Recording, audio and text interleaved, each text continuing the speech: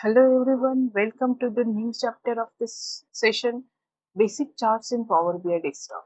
So we will see some of the basic charts in Power BI Desktop. So here in this session, we will see 6 basic charts, that is column chart, stack column chart, pie chart, donut chart, funnel chart and ribbon chart.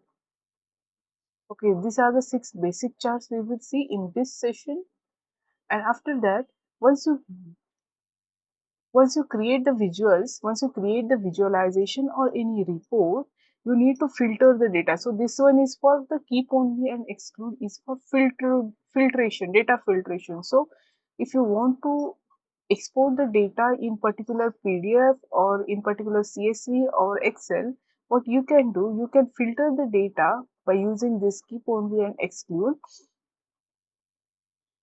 and you can export the data in Excel or CSV format.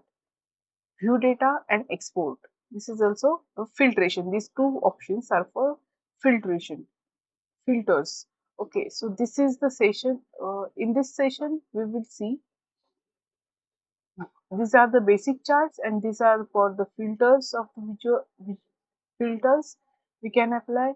So we will see these charts one by one in the next session.